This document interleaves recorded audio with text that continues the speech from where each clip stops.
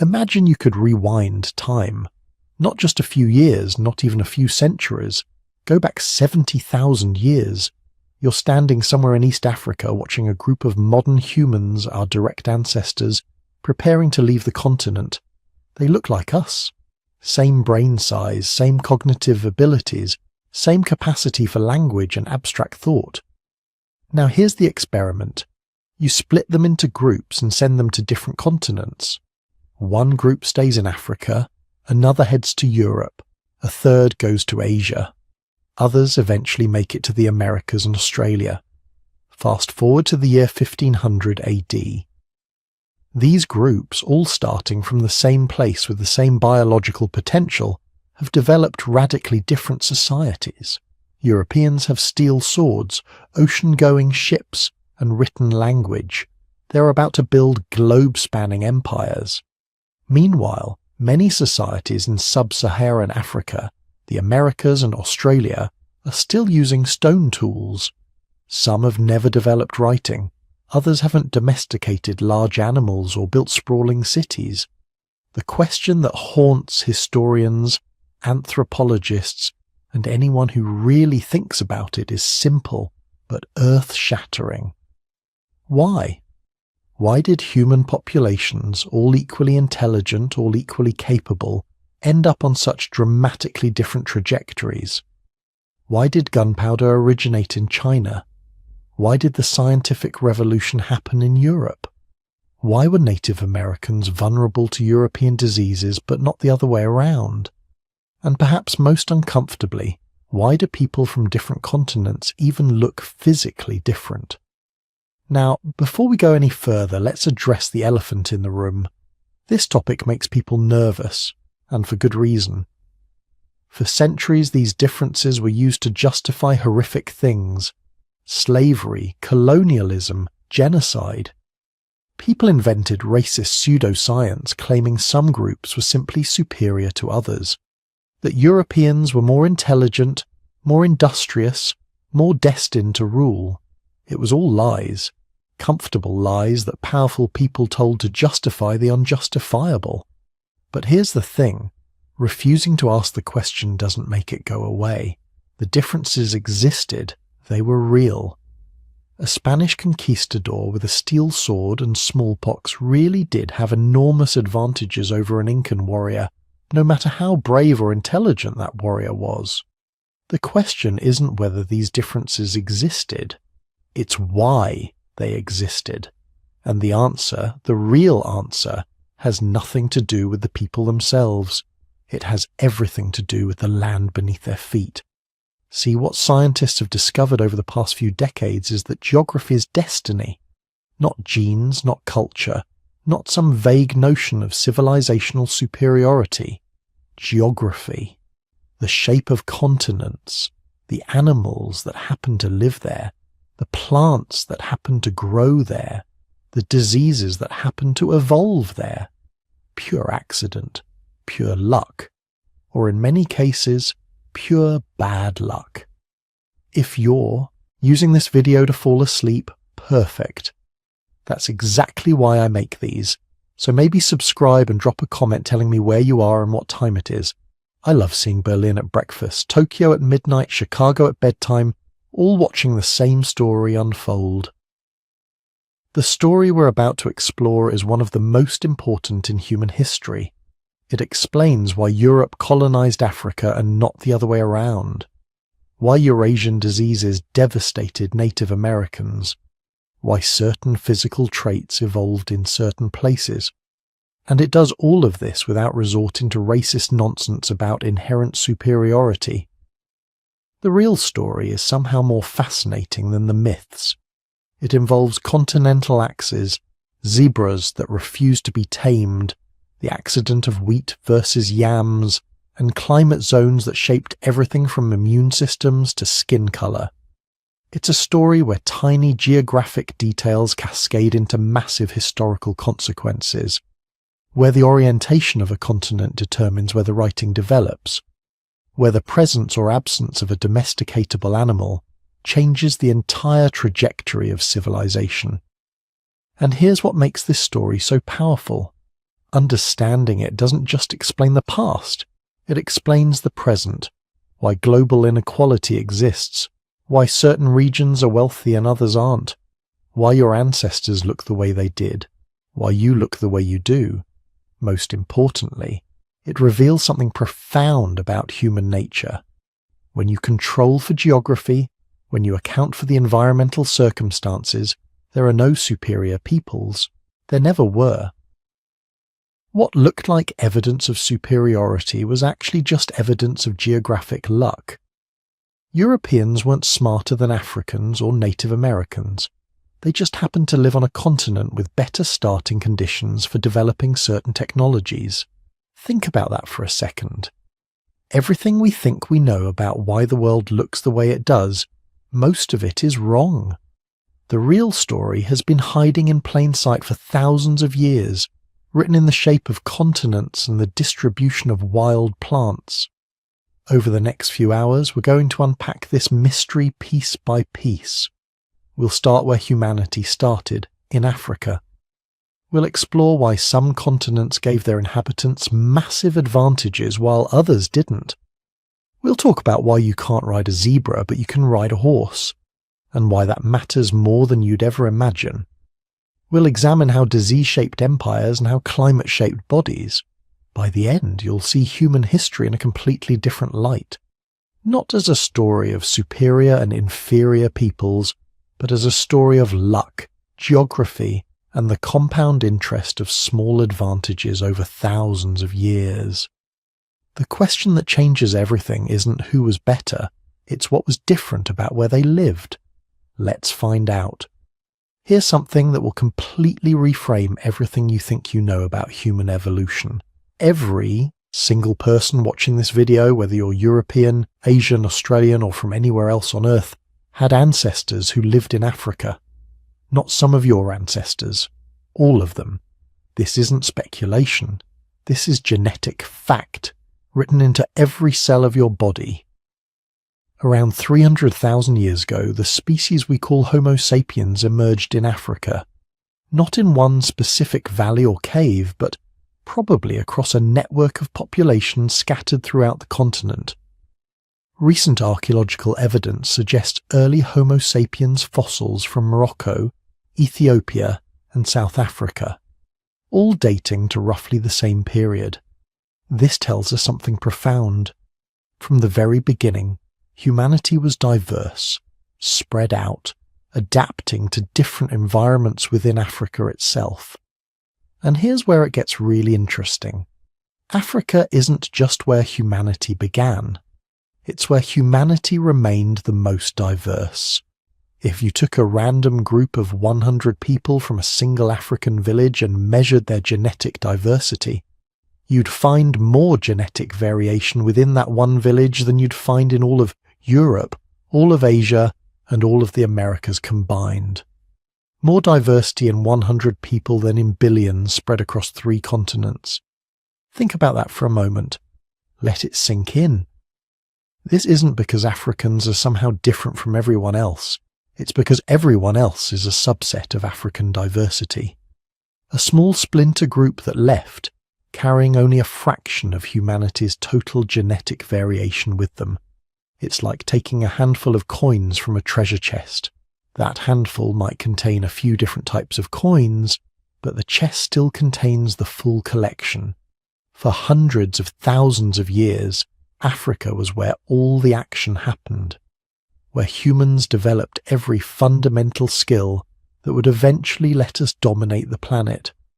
The earliest sophisticated stone tools, Africa, archaeological sites in Kenya and Ethiopia, show humans crafting complex tools 320,000 years ago. Not just sharp rocks for cutting, but carefully designed implements for specific tasks, scrapers for processing hides, points for hunting, blades for butchering. Each tool required planning, abstract thinking, the ability to envision a finished product before beginning work. The first art, Africa, ochre pigments ground up and probably used for body decoration dating back at least 100,000 years. carved patterns on ostrich eggshells, beads made from shells and carried hundreds of miles inland, suggesting trade networks and symbolic thinking. The origins of language? Almost certainly Africa. While language doesn't fossilize, the archaeological evidence for complex social organization, long-distance trade, and sophisticated tool-making all point to people who could communicate detailed information effectively. And by the way, I'd love to know where you're watching this from and what time it is in your corner of the world. Drop a comment and let me know. Are you settling in for sleep in Europe? Just waking up in Australia? Let's see how far across the globe this story reaches.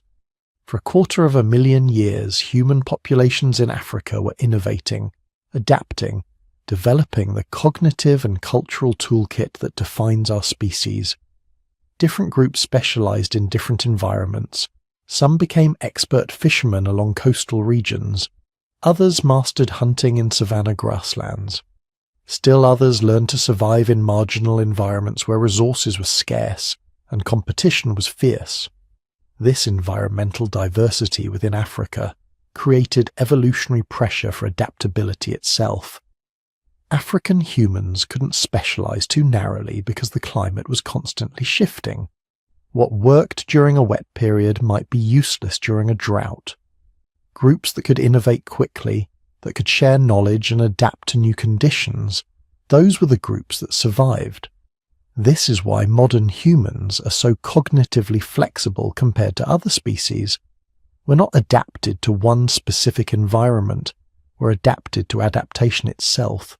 And that happened in Africa, over hundreds of thousands of years of climate variability and environmental challenge. Then, around 70,000 to 80,000 years ago, something changed. A small group of humans, maybe just a few hundred individuals, crossed from northeast Africa into the Arabian Peninsula. Why they left is still debated. Maybe population pressure, maybe climate shifts that made the crossing easier, maybe just curiosity about what lay beyond the horizon. But they went, and they kept going. Within a few thousand years, their descendants had spread along the coastlines of Asia. Within 10,000 years, they'd reached Australia. By 45,000 years ago, they were moving into Europe. By 15,000 years ago, they'd crossed into the Americas. But here's the crucial part. Most humans didn't leave Africa. The out-of-Africa migration wasn't a mass exodus. It wasn't everyone packing up and abandoning the continent. It was a tiny splinter group, a few hundred people out of a total African population that probably numbered in the hundreds of thousands, maybe millions. Think of it like a few families leaving a large city. The city continues on, diverse and complex and full of different cultures and innovations. Meanwhile, the families who left start a new settlement somewhere else. That new settlement will only contain the genetic and cultural variation carried by those specific families. Everything else, all the diversity that existed in the original city, stays behind. This is why genetic diversity is so much lower outside Africa. The founding population that left was small and carried only a subset of African genetic variation. As they spread across the world, that limited variation got spread even thinner through what geneticists call serial founder effects. Each new region was colonized by a small group from the previous region, further reducing diversity with each expansion. Meanwhile, back in Africa, human populations continued evolving along multiple paths. Different groups adapted to different environments. They developed different technologies, different social systems, different cultural innovations. The San people of southern Africa developed clicking languages and became master trackers in desert environments. The Nile Valley civilizations learned to harness flood agriculture and build complex states. West African populations domesticated crops and developed ironworking technologies. Africa wasn't static after the out-of-Africa migration. It was a cauldron of innovation, containing more human diversity, more cultural variation, more evolutionary experimentation than anywhere else on Earth. But the people who left carried something important with them. They carried the same fundamental human capacities that had evolved in Africa, the same cognitive flexibility, the same capacity for language and symbolic thinking, the same ability to innovate and adapt. Those migrants weren't somehow superior to the populations that stayed. They weren't more advanced or more intelligent. They were just humans carrying human abilities into new environments. And those new environments would shape their descendants in unexpected ways. Because here's the thing about evolution. It never stops. Those small populations that left Africa encountered environments radically different from anything their ancestors had experienced. Frozen tundras, dense forests, high-altitude plateaus, island ecosystems. Each environment created new selection pressures, new challenges that required new solutions.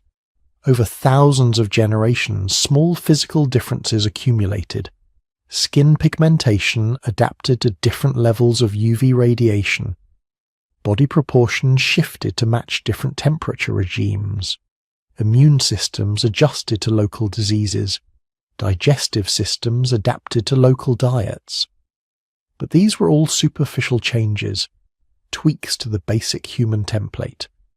Underneath, we all remained fundamentally the same species, still carrying the marks of our African origin, still sharing the vast majority of our DNA with every other human population.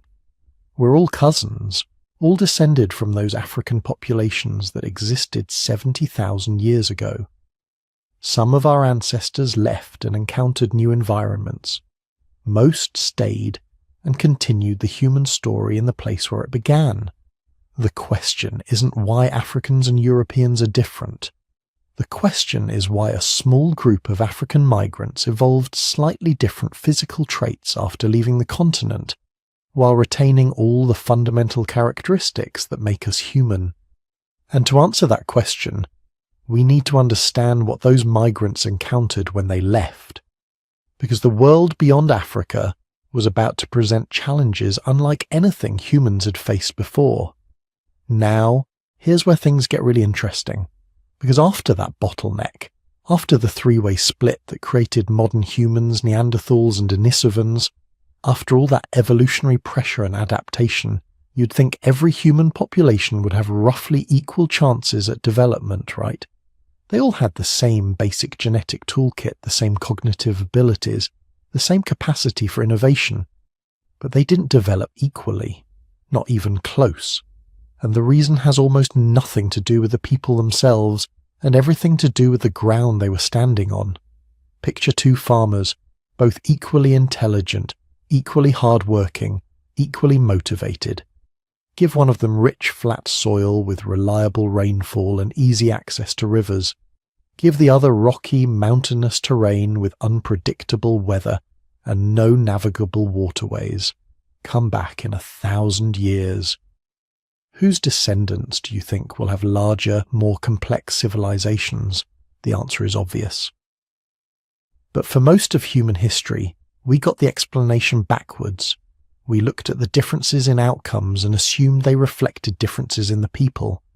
We invented elaborate theory about racial superiority, cultural advantages, even divine favor, all to explain something that was actually much simpler and much more random.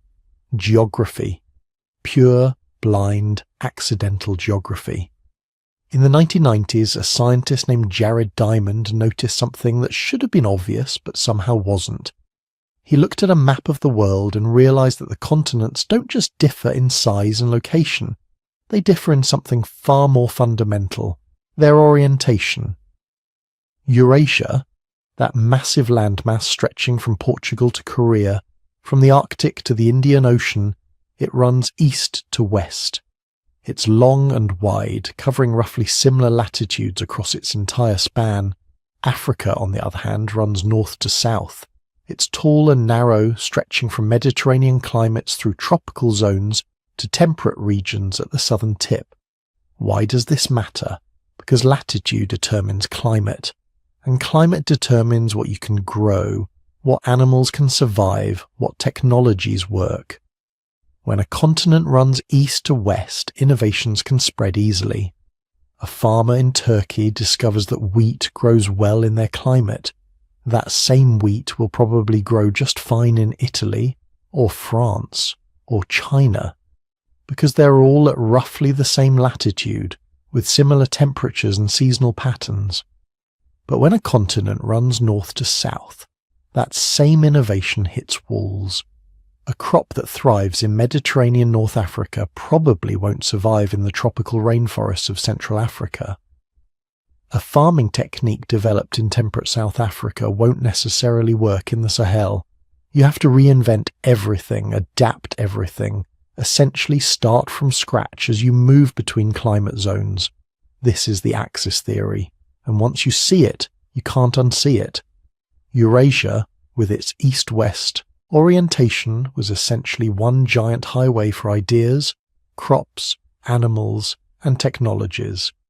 A breakthrough in the Middle East could reach China. A domesticated animal from the Asian steppes could end up in Europe. Knowledge moved like water flowing downhill, following the path of least resistance across similar environments. Africa didn't have that advantage. The Sahara Desert, the largest hot desert on Earth, cuts the continent almost in half. It's not just big, it's hostile, expanding and contracting with climate cycles, but always presenting a massive barrier to movement. For most of human history, crossing the Sahara was incredibly dangerous. Caravans needed specialized knowledge, specific animals, and extensive preparation. Many didn't make it, but even without the Sahara, Africa's geography creates challenges. Below the desert, you hit the Sahel, a semi-arid transition zone. Below that, tropical savannas. Then equatorial rainforests, hot, humid, dense with vegetation and disease. Then more savanna, then subtropical zones. Finally, temperate regions at the southern tip. Each zone has different rainfall patterns, different soils, different diseases, different everything. An innovation that works in one zone might be completely useless in the next. The cassava that feeds millions in tropical regions won't grow in the Mediterranean north. The wheat that thrives in temperate zones can't handle equatorial heat. You can't just take your farming knowledge and move it 500 miles south. You have to adapt, experiment, sometimes start completely over. Compare this to someone living in, say, ancient Mesopotamia. They develop wheat agriculture. Within a few centuries, that wheat is growing in Egypt, Anatolia, Greece, Iran, eventually making it to Europe, India, and China. Same crop, spreading across thousands of miles because the latitudes are similar enough that the plant doesn't care where it's growing. Or take horses, domesticated somewhere on the Eurasian steppes around 4000 BCE. Within 2,000 years, horses have spread from Spain to China. They revolutionized transportation, warfare, agriculture everywhere they go. Not because Eurasian people were smarter or more innovative, but because horses could survive and thrive across the entire temperate band of Eurasia. The climate was similar enough that the same animal, bred for the same purposes, worked everywhere. Africa had zebras, and zebras, despite thousands of years of attempts, were never successfully domesticated. Not because Africans weren't trying hard enough, but because zebras are fundamentally different animals with different temperaments. But even if they had been domesticable, getting them to spread across Africa would have been a nightmare. Zebras adapted to savanna climates wouldn't necessarily thrive in tropical forests or Mediterranean regions. Then there are the rivers. Rivers are civilization's highways, especially before roads and railroads. They move goods, connect communities, enable trade. Eurasia is crisscrossed with navigable rivers. The Danube, the Rhine, the Volga, the Yellow River, the Yangtze, the Ganges. These rivers and their tributaries create vast networks where boats can move people, goods, and ideas across thousands of miles. Africa has rivers too. The Nile, the longest in the world, the Congo, second largest by volume globally, the Niger, the Zambezi. But here's the problem. They're not easily navigable for long distances. Waterfalls, rapids, seasonal variations in water level. The Congo has rapids that make much of it impassable. The Zambezi has Victoria Falls. The Nile has multiple cataracts that interrupt navigation. Even the Niger makes a strange bend that confused European explorers for centuries. These geographic barriers didn't make development impossible. Africa developed remarkable civilizations, sophisticated agricultural systems, complex trade networks. The Kingdom of Kush, the Mali Empire, Great Zimbabwe, the Swahili city-states. But each had to solve problems locally, often independently. Knowledge moved slower. Technologies couldn't spread as freely. And here's what makes this even more significant. Isolation is a double-edged sword. On one hand, it protects. Diseases that devastate one region might never reach another. Invasions that destroy one kingdom leave others untouched. Isolated populations can develop unique innovations suited to their specific environments. But isolation also limits. When farmers in Mesopotamia developed the plough, it spread across Eurasia within centuries. When metalworking techniques improved in Anatolia, they reached Europe and Asia within generations. Every innovation became available to vast populations, each of which could refine it, improve it, adapt it. Progress compounded. In Africa, innovations often stayed local longer. Not because people were less creative or less communicative, but because moving ideas between radically different climate zones is harder. A farming technique that works in the Ethiopian highlands might need complete redesign for the West African rainforest. By the time you've adapted it, someone else might have invented something completely different for their environment. The coastlines matter too. Europe has an incredibly convoluted coastline with countless natural harbours, peninsulas and islands. This encouraged maritime trade from early in human history. The Mediterranean connected dozens of civilizations, creating a vast network of exchange. The Atlantic coast, the North Sea, the Baltic, all fostered seafaring traditions and trade networks. Africa's coastline, relative to its size, is remarkably smooth. Fewer natural harbours, fewer protected bays. Much of the coast is surf-pounded beach, difficult to approach safely in primitive boats. There are exceptions: the Red Sea coast, the Swahili coast where maritime trade with Asia flourished. But overall, Africa's geography didn't encourage the same maritime connections that developed around Europe and Asia. None of this means development was predetermined or that some continents were doomed and others destined for success. It means the playing field wasn't level. Some regions had geographic advantages that accelerated certain types of development. Other regions faced geographic challenges that required different solutions, often more innovative solutions, but solutions that didn't necessarily lead to the same outcomes. Think about it like this. You're playing a video game where resources and technology spread faster in some directions than others. In some parts of the map, every innovation you discover instantly becomes available to neighbouring players, and theirs become available to you. In other parts, you're mostly on your own, solving problems independently. Both groups might be equally skilled, but after 1,000 turns, the group with easier sharing will probably have accumulated more total innovations, simply because they're benefiting from a larger network of contributors. That's essentially what happened in human history. Eurasian civilizations could pool innovations across vast areas. African civilizations often had to innovate in smaller, more isolated networks. Neither group was smarter or more capable.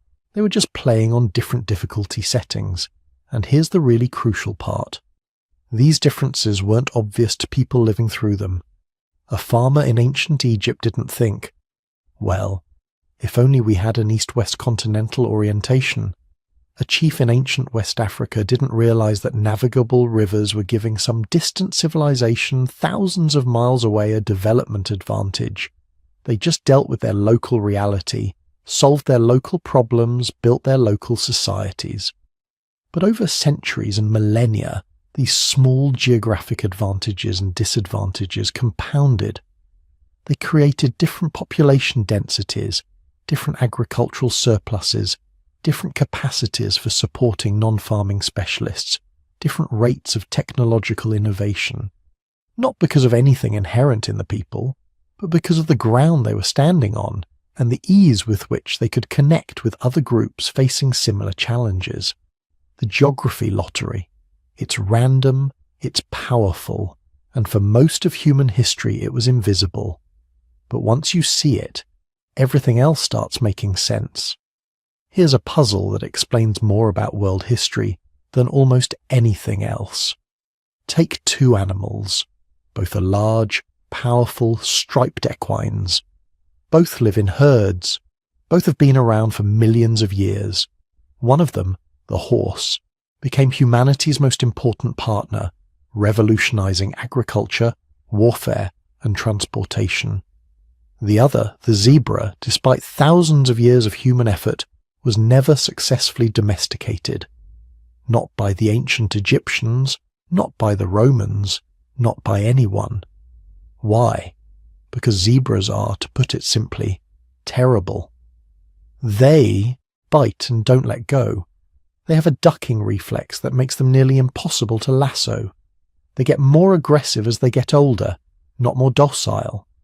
And unlike horses, which have clear herd hierarchies that humans can exploit, zebras have egalitarian social structures. There's no lead zebra to control, no dominance pattern to hijack. They're essentially 500-pound sociopaths with hooves. But here's what makes this more than just an interesting animal fact. This difference, this accident of evolutionary biology, helped shape the entire trajectory of human civilization. The continents where humans evolved didn't just differ in their geography or climate. They differed fundamentally in something far more important, the animals that lived there, and specifically which of those animals could be domesticated. In the entire history of humanity, across all continents and all cultures, only 14 species of large mammals were ever successfully domesticated. 14. Out of hundreds of large mammal species that humans encountered. That's a success rate of less than 5%, and those 14 species weren't distributed evenly across the world. 13 of them were found in Eurasia. 1, the llama, in South America. Africa, despite having the most spectacular collection of large mammals on Earth, contributed exactly 0 to humanity's domesticated animal portfolio. Think about what Eurasia had.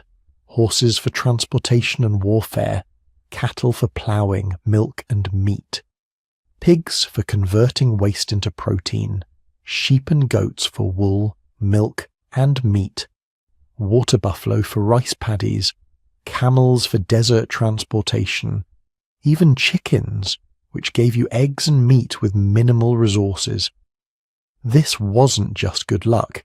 This was the biological equivalent of winning the lottery multiple times. Each of these animals provided something unique and essential, but more importantly, they could all be domesticated using the same basic principle. Find the dominant animal in the herd, control it, and the rest follow. Now look at Africa. Lions? Absolutely not. Leopards? Good luck. Elephants? African elephants, unlike their Asian cousins, were never truly domesticated. They've been tamed, trained for specific tasks, but never bred in captivity in a systematic way. They don't have the right social structure. Cape buffalo, notoriously aggressive, killed more hunters than any other African animal. Hippos? 3,000 pounds of territorial rage that kills more people annually than any other large African animal. And zebras, which look so tantalizingly similar to horses that humans kept trying to domesticate them for thousands of years, never submitted. This wasn't because Africans were less innovative or less desperate for domesticated animals. It was because the animals themselves were fundamentally different. African megafauna had evolved alongside humans for millions of years. They knew us. They'd learned through evolutionary time that humans were dangerous. When your ancestors spent 2 million years hunting these animals with increasingly sophisticated weapons, the animals that survived were the ones that ran from humans or fought back viciously. Natural selection created an entire continent of large mammals that wanted nothing to do with us. Eurasian animals didn't have that advantage. Humans arrived in Europe and Asia much later, after leaving Africa. These animals hadn't evolved with humans. They didn't have the genetic memory of being hunted by increasingly clever bipedal predators. They were naive, and that naivety made them domesticable. But domestication required more than just naive animals. It required specific traits. An animal suitable for domestication needed a flexible diet, so it wouldn't compete with humans for food. It needed to breed in captivity. It needed relatively fast growth rates, so you didn't have to wait 15 years for your investment to pay off. It needed a calm disposition, or at least one that could be bred toward calmness over generations. And crucially, it needed a social structure with clear dominance hierarchies. Horses had all of this. A lead mare and a dominant stallion controlled the herd. Control them, and you controlled the entire group. The same was true for cattle, sheep, goats, pigs. Even chickens had pecking orders that humans could exploit. But zebras, despite looking almost identical to horses, had none of it. Their social structure was loose and egalitarian. Their disposition remained aggressive even after generations of attempted breeding. Their flight response was so hardwired that even hand-raised zebras would bolt unpredictably. The ancient Egyptians tried. They really tried. Wall paintings show zebras being led on ropes, but led is all they ever were. Never ridden systematically, never used for ploughing. The Romans, who successfully imported and trained African elephants for warfare, couldn't crack the zebra problem. In the 1800s, European colonial administrators tried again, thinking modern techniques would succeed where ancient methods failed. They failed too. There's a famous photograph of a zebra pulling a carriage in colonial Africa, often cited as proof of domestication. What the photograph doesn't show is that this was a publicity stunt involving one peculiarly docile individual. It wasn't replicable. It didn't represent a breakthrough. And this mattered. More than almost anything else. Because draft animals didn't just make farming easier, they revolutionized it completely. A farmer with an ox-drawn plough could cultivate 10 times as much land as a farmer working by hand. Maybe more. This meant surplus. Not just enough food to survive, but enough to support non-farmers, craftspeople, soldiers, priests, administrators, inventors. Civilization, in the form of cities and states and empires, requires agricultural surplus. An agricultural surplus, at the scale needed for true civilization, requires draft animals. Europe and Asia had them. Africa, for the most part, didn't. This wasn't a small disadvantage. This was foundational. When you can't plough efficiently, you can't generate the surplus needed to support specialized labor. When you can't transport goods efficiently, trade networks stay small and local. When you have no cavalry, warfare remains personal and small-scale rather than strategic and territorial. The entire trajectory of technological and social development bends toward different outcomes. But the animal question didn't stop at agriculture and transportation. It extended into something far more sinister. Disease. Every domesticated animal is a potential disease reservoir. Cattle gave humans measles and tuberculosis. Pigs gave us influenza. Horses gave us the common cold. Chickens gave us various flu strains. Living in close proximity with animals for thousands of years, Eurasian populations were constantly exposed to animal pathogens. Most people died, but some survived, and those survivors passed on genetic resistance to their children. Over dozens of generations, Eurasian populations developed immunity to a whole suite of diseases that originated in their domesticated animals. They paid for this immunity with millions of deaths over thousands of years. Children dying of smallpox and measles generation after generation, until finally the population as a whole carried enough genetic resistance that these diseases became survivable childhood illnesses rather than population-destroying plagues. This was a terrible price to pay, but it was paid gradually over millennia, allowing populations to recover between outbreaks. Africa, with far fewer domesticated animals, never developed this immunity. Neither did the Americas, which had only llamas and alpacas. Neither did Australia, which had no domesticated animals at all. When Eurasians finally made contact with these populations, they brought with them not just superior military technology made possible by horses and metal weapons, but an invisible arsenal of pathogens. Diseases that were merely unpleasant for Europeans, smallpox that you got as a child and recovered from, were absolutely devastating to populations that had never encountered them before. This is why, when Europeans arrived in the Americas, diseases killed 90% or more of the indigenous population before warfare even began. This is why African populations, despite having some resistance to tropical diseases that devastated Europeans, still suffered massive mortality when exposed to Eurasian disease packages.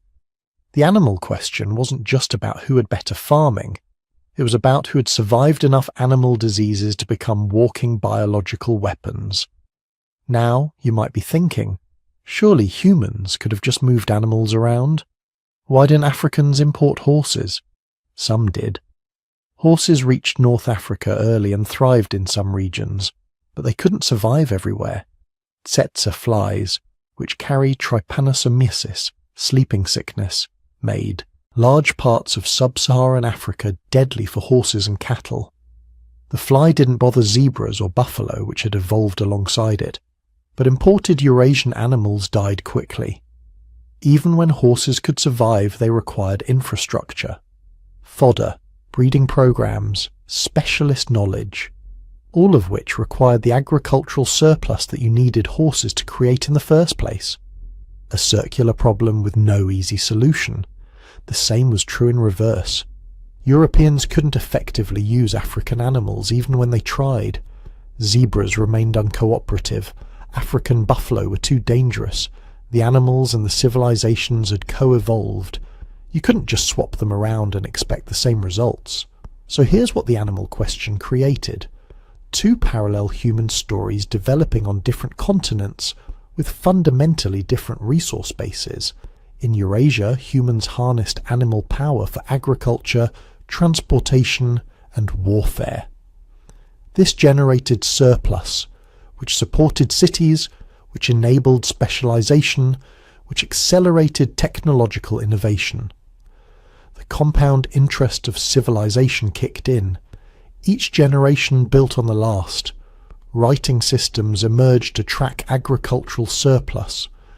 Mathematical systems developed to calculate taxes and manage trade. Military technologies advanced rapidly when cavalry became central to warfare. Metallurgy progressed when you had the agricultural surplus to support full-time blacksmiths. In Africa, humans adapted brilliantly to what they had. They developed sophisticated systems of agriculture without draft animals. They created extensive trade networks on foot and by boat. They built impressive states and kingdoms, but they were doing it with one hand tied behind their backs. Every achievement required more human labour, more time, more energy. The compound interest of civilization accumulated more slowly. And then, when these two worlds finally collided in the age of exploration, the gap had become enormous. Not because of any inherent difference in human capability, but because 10,000 years of history had played out with different animal partners. The Eurasian advantage in domesticated animals had cascaded through every aspect of civilization: agriculture, transportation, warfare, disease resistance, even political organization. All of it traced back, at least partially, to those 14 domesticated species, 13 of which happen to live in Eurasia. It's almost embarrassing how much of human history comes down to this. Not great leaders or brilliant innovations or cultural superiority, but which continent happened to have animals with the right temperament and social structure to be domesticated? Africa had magnificent wildlife, the most spectacular collection of large mammals on Earth. But they were the wrong magnificent wildlife, and that made all the difference. Now let's talk about something that shaped human history more than any war, any king, any empire. Something invisible. Something that operated at the scale of continents and millennia. Climate and disease. The twin forces that decided which human populations could grow large and which would stay small. Which societies could build cities and which remained mobile. Which civilizations would dominate and which would struggle. And here's the thing nobody wants to say out loud. Africa got the worst deal imaginable, not because of anything Africans did or didn't do, but because of geography, biology, and sheer terrible luck. Start with the climate. Europe sits roughly between 35 and 60 degrees north latitude, temperate zones, 4 distinct seasons, predictable rainfall patterns, winters cold enough to kill off many disease-carrying insects, but not so cold that agriculture becomes impossible. Summers warm enough to grow crops reliably, but not so hot that outdoor work becomes dangerous. Africa straddles the equator. The tropical and subtropical regions where most Africans lived were something else entirely. Year-round heat, humidity that could reach 90%, temperatures that regularly exceeded 35 degrees Celsius, 95 Fahrenheit. This isn't just uncomfortable, it fundamentally changes everything about how human societies can develop. Let's start with agriculture. Growing food in tropical Africa was harder than almost anywhere else on Earth. Not impossible, obviously people managed it, but drastically more difficult than in temperate zones. The problem starts with the soil. Counterintuitively, tropical soils are often terrible for agriculture. All that rain and heat, it leaches nutrients out of the soil faster than they can accumulate.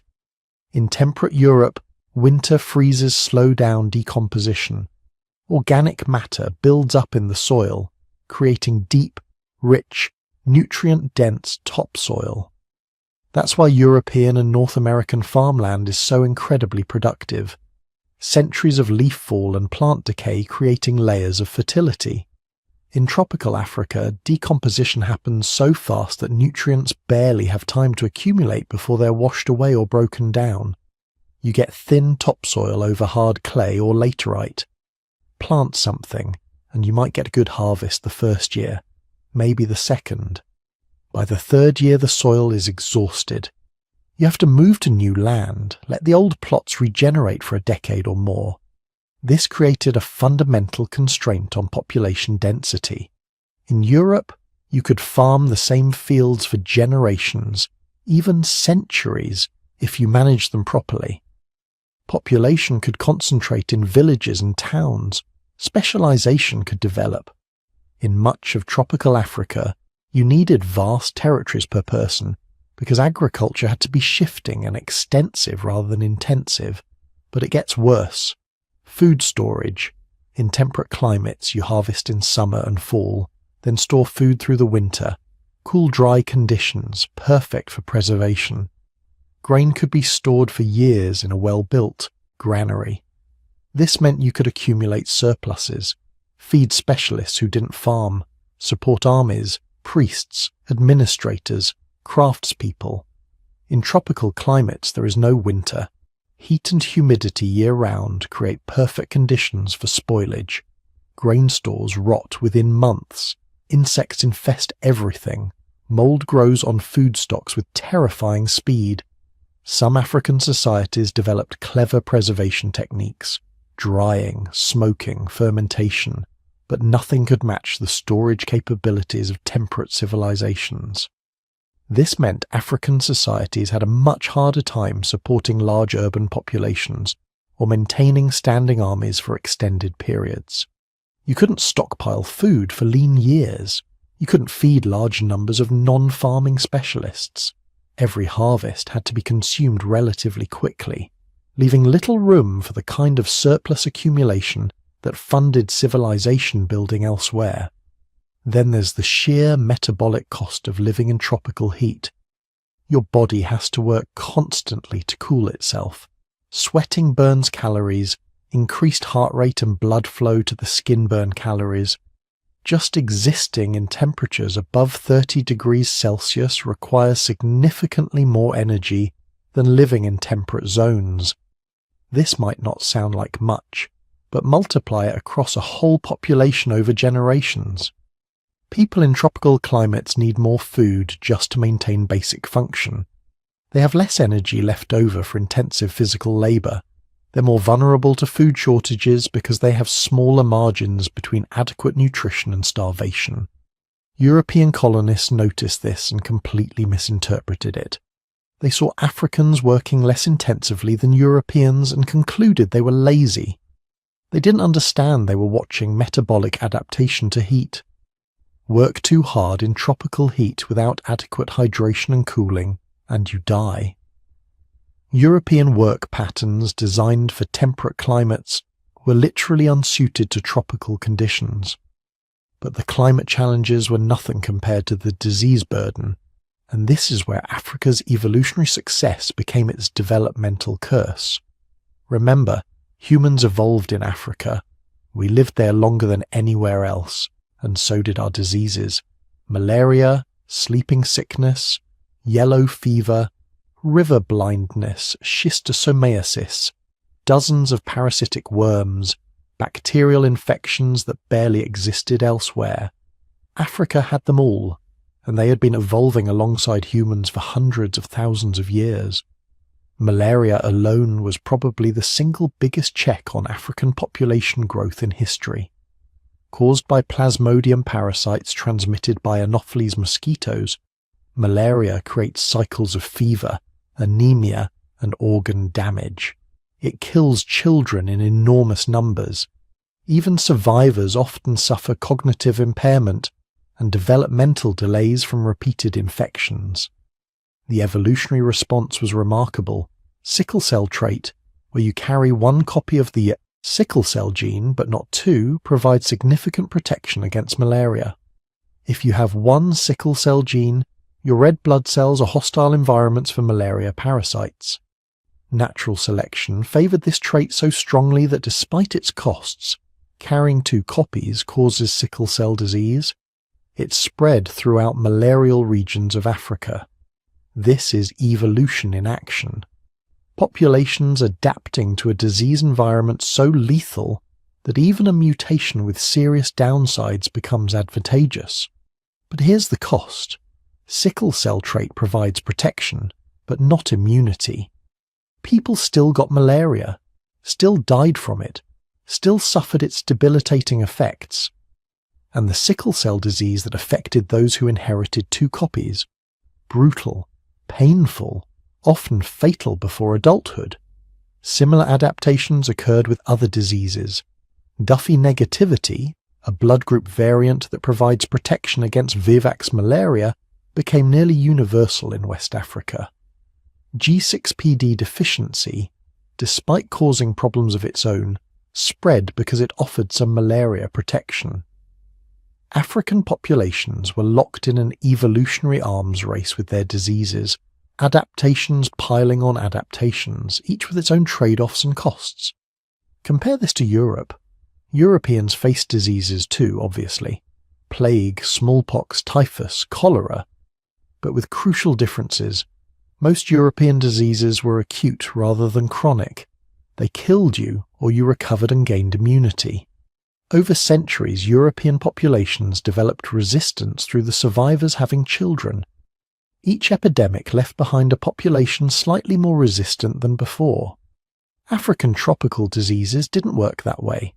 Malaria doesn't give you immunity. You can get reinfected hundreds of times. Sleeping sickness doesn't become less lethal with exposure. These diseases created a constant grinding attrition that never relented, never allowed populations to develop full immunity, never became less dangerous over time. Then there was the tsetse fly. This insect, barely the size of a housefly, created a barrier to development across huge swathes of Africa, more effective than any mountain range or desert. Tsetse flies carry trypanosomes, parasites that cause sleeping sickness in humans and nagana in livestock. And they made large areas of tropical Africa essentially uninhabitable for cattle, horses, and other domesticated animals. The tsetse belt covered millions of square kilometers of Central and West Africa. Any livestock brought into these areas died within months. This meant African societies in tsetse regions couldn't use draft animals for ploughing, couldn't use animals for transport, couldn't accumulate wealth in herds the way societies across Asia, Europe, and temperate Africa did. The agricultural implications were staggering.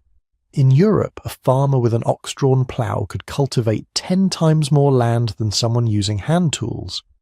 Animal power was the difference between subsistence, agriculture, and surplus production.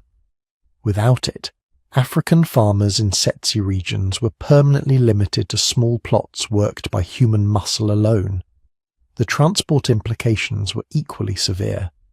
Without horses or oxen, moving goods required human porters. This made long-distance trade expensive and limited. It made military campaigns difficult because you couldn't move supplies efficiently. It created natural barriers to empire building and economic integration. Some African societies adapted brilliantly. West African peoples developed tsetse-resistant cattle breeds. East African pastoralists learned to live in borderlands between tsetse zones and grasslands, moving seasonally to avoid the flies. But these were workarounds for a problem that fundamentally didn't exist in most of Eurasia. And here's where it all compounds. Tropical climate makes agriculture harder, and food storage nearly impossible. Malaria and other diseases kill children and weaken adults. Tsetse flies prevent animal husbandry and transport across vast regions. Each problem makes the others worse. Low agricultural productivity means less surplus to buffer against disease. High disease burden means less labour for agriculture. Lack of transport animals means you can't compensate by trading for food from distant regions. Meanwhile, in temperate Eurasia, the opposite is happening. Good soils produce reliable surpluses. Effective food storage buffers bad years. Draft animals multiply agricultural productivity. Lower disease burden means more people survive to adulthood and contribute to society. Each advantage compounds the others. None of this made Africans less intelligent, less innovative, or less capable. The archaeological record shows African societies developing sophisticated technologies, complex political systems, impressive artistic traditions. But they were doing it while fighting with one hand tied behind their backs, actually both hands, and weights on their ankles, and someone constantly tripping them. The human populations that evolved in these challenging environments actually developed remarkable adaptations. Different body proportions for heat dissipation, more efficient sweating mechanisms, genetic variants that offered disease resistance. These were evolutionary innovations as impressive as any technology. But they were solutions to problems that temperate populations simply didn't face.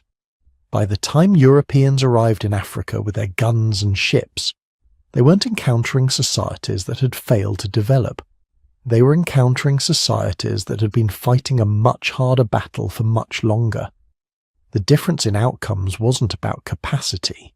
It was about the invisible shapers of history, climate and disease, the forces that nobody controlled but that controlled everything.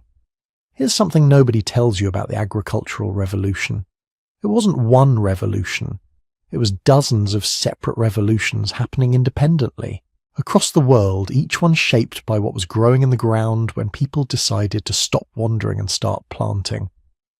And the crops made all the difference. Picture yourself 10,000 years ago in the Fertile Crescent, that arc of land stretching from the Persian Gulf through modern Iraq and Syria to the Mediterranean coast.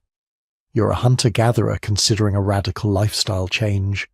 You're thinking about staying in one place, planting seeds, waiting for harvest instead of following game animals and seasonal plants. Now look at what's growing around you. Wild wheat, wild barley, lentils, chickpeas, peas. These aren't just any plants. They're absolutely perfect for agriculture. The seeds are large, packed with calories and protein. They grow quickly, often producing a harvest within months. Most importantly, they're self-pollinating annuals. You don't need multiple plants to produce seeds. You don't need to wait years for a tree to mature. You plant in spring, harvest in summer, and the seeds store beautifully for months or even years without rotting. It's like finding an instruction manual for civilization just lying on the ground. These founder crops, as agricultural historians call them, had another crucial advantage. They were already halfway domesticated before humans even started trying. Wild wheat and barley had large seeds compared to most wild grasses. They grew in dense stands that were easy to harvest in bulk. Their genetic makeup meant that mutations for easier harvesting, larger seeds, and better taste appeared frequently and could be selected for quickly. Within just a few thousand years, Fertile Crescent farmers had transformed these wild plants into the domesticated varieties that would feed empires. Wheat that held onto its seeds instead of scattering them in the wind, barley that germinated predictably and grew in neat rows, lentils that produced massive protein-rich harvests with minimal effort. The numbers tell the story. 1 acre of wheat could produce enough calories to feed a family for a year, with surplus left over. That surplus changed everything. Now travel south to sub-Saharan Africa around the same period. Your ancestors are also transitioning from hunting and gathering to agriculture, but look at what they're working with. The crops are completely different. Sorghum, pearl millet, African rice, yams, teff, coffee. These are impressive plants, incredibly well adapted to African conditions, resilient, drought-resistant, nutritious. But they're also harder to domesticate and harder to store. Take sorghum. It's brilliantly suited to hot, dry conditions where wheat would shrivel and die. It can survive droughts that would devastate other crops. It produces nutritious grain that can be ground into flour. But wild sorghum is a nightmare to harvest. The seeds shatter easily, scattering before you can collect them. The plants grow irregularly, making systematic farming difficult, and domesticating it required selecting for dozens of traits simultaneously, a process that took thousands of years longer than wheat domestication. African rice, independently domesticated in the Niger River Delta, faced similar challenges. It was incredibly productive in wetland environments, but it required precise water management and grew best in specific ecological niches. You couldn't just plant it anywhere and expect results. Yams presented different problems. They're tubers, not grains, which means they provide plenty of calories but don't store as easily. A bag of wheat seeds can sit in a dry warehouse for years. Yams start sprouting or rotting within months. This makes long-distance trade harder and surplus accumulation more difficult. And here's the thing that really matters. It's not that African crops were inferior. In their environments, they were often superior. Sorghum and millet could grow in conditions that would kill wheat. Yams provided more calories per acre than most grain crops. African rice was perfectly adapted to the continent's river systems, but they didn't provide the same economic and social opportunities as the Fertile Crescent founder crops. Let's talk about what surplus food actually means for a society. When your farmers produce more food than they need to survive, magical things become possible. Not everyone has to farm anymore. In the Fertile Crescent and later across Eurasia, that wheat and barley surplus created a new kind of human being, the specialist. The person who didn't farm at all but instead spent their days doing something else, making pottery, working metal, building houses, keeping records, organizing trade, leading armies, interpreting the will of the gods. This wasn't luxury. This was the foundation of complex civilization. You can't have professional soldiers if those soldiers need to spend half their time farming to eat. You can't have scribes developing writing systems if they're harvesting wheat 8 months a year. You can't have architects designing irrigation systems if they're tending their own fields. The storable grain surplus made specialization possible, and specialization made everything else possible. Within a few thousand years of agriculture beginning in the Fertile Crescent, you had cities, real cities with thousands of inhabitants, most of whom never planted a single seed. They were fed by farmers who produced massive surpluses, stored in granaries, distributed by an increasingly complex bureaucracy. Those cities became centers of innovation. When you put thousands of specialists in close proximity, ideas collide. The potter learns something from the metal worker. The architect applies principles from the irrigation engineer. The priest astronomer tracking the seasons for religious purposes accidentally develops mathematics. Technology compounds. Each innovation builds on the previous one, and the speed of innovation is directly proportional to how many specialists you can support, which is directly proportional to how much surplus food your agricultural system produces. Now look at what happened in Africa. Agriculture developed independently in multiple regions. The Sahel region domesticated sorghum and pearl millet. West Africa domesticated yams and African rice. Ethiopia domesticated teff and coffee. These were genuine agricultural revolutions, human societies fundamentally transforming their relationship with food production. But the surplus was smaller. Those tuber crops didn't store as easily, limiting how much could be accumulated. The grain crops required more labor and produced less predictable yields. The specialists emerged more slowly. Cities developed, certainly, but they appeared thousands of years later than in the Fertile Crescent and generally remained smaller. This wasn't about intelligence or capability. African farmers were brilliant. The agricultural techniques developed for sorghum cultivation in unpredictable rainfall conditions were incredibly sophisticated. The irrigation systems built for African rice in the Niger Delta were engineering marvels. The soil management practices developed for yam cultivation showed deep understanding of ecology, but they were working with a different agricultural base, and that base imposed different constraints. Then there's the geography problem. Agriculture spreads fastest along lines of latitude, across regions with similar climates and growing conditions. Wheat domesticated in the Fertile Crescent could be grown with minimal adaptation across the entire Mediterranean, through Central Asia, into Northern Europe. It's all roughly the same latitude, with similar seasonal patterns and temperature ranges.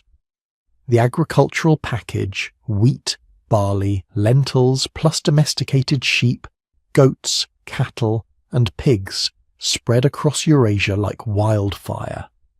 Within a few thousand years, farmers in Spain and farmers in Western China were growing essentially the same crops and raising the same animals. Africa runs north to south. Different latitudes mean different climates, different growing seasons, different pests and diseases. Crops domesticated in the Sahel couldn't just spread south into the rainforest belt. Completely different conditions required completely different agricultural systems. Yams from West Africa wouldn't grow in the dry Sahel. Teff from the Ethiopian highlands needed specific altitude and temperature ranges. So African agriculture developed as a patchwork of regional systems, each brilliantly adapted to local conditions but not easily transferred between regions. Knowledge and techniques spread more slowly. The compound interest effect of agricultural innovation worked at a different pace. And there's one more factor that historians are only recently beginning to fully appreciate. Africa had tsetse flies. These tiny insects carry trypanosomiasis, sleeping sickness in humans, nagana in cattle. They made vast regions of sub-Saharan Africa essentially impossible for cattle raising.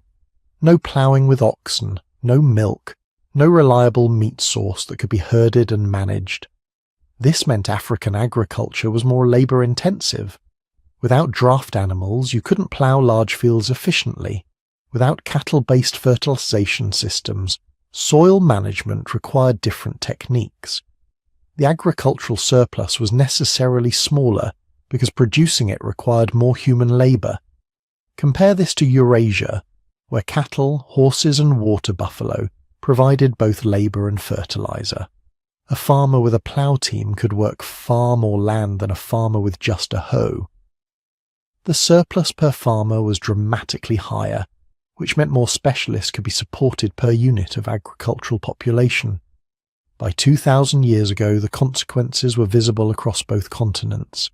Eurasia had developed interconnected agricultural civilizations stretching from the Atlantic to the Pacific. Massive empires supported by wheat and rice surpluses, professional armies, bureaucracies, artisan classes, merchant networks, writing systems, mathematical traditions, architectural innovations, all built on the foundation of storable grain surpluses. Africa had developed its own complex societies, certainly. Great Zimbabwe, the kingdoms of the Sahel, the Aksumite Empire. But they were working with different agricultural foundations, facing different geographical barriers, and accumulating technological innovations at a different pace. None of this was predetermined by biology or intelligence. It was crops. It was geography. It was the accident of which plants happened to be growing where when humans decided to start farming. Your ancestors didn't choose to domesticate wheat or sorghum based on some rational calculation of which would lead to faster civilizational development. They domesticated what was available, what grew in their environment, what their knowledge and tools could handle. But those choices, or really those accidents of geography, echoed forward through millennia. They shaped everything that came after. The speed of technological development, the size of cities, the complexity of political systems, the capacity to support professional armies and bureaucracies. Different crops created different destinies, not better or worse, just profoundly different. And those differences were compounding decade by decade, century by century, creating the divergent historical trajectories that would define continents for thousands of years. But the story of agriculture was just beginning. What happened next would multiply these advantages and disadvantages in ways nobody could have predicted. So humans had figured out agriculture. They domesticated animals, developed tools, built villages. But here's where things get really interesting. Because what happened next wasn't the same everywhere. Not even close. Around the world, human societies were taking wildly different paths toward complexity. Some built massive empires that ruled millions. Others remained in smaller, more distributed political structures. And for centuries, historians looked at this divergence and drew exactly the wrong conclusions. They assumed the societies that built big, centralized states were somehow more advanced, more intelligent, more civilized. They were wrong. What actually happened was that geography, disease, and sheer random chance created conditions where certain types of political organization became advantageous.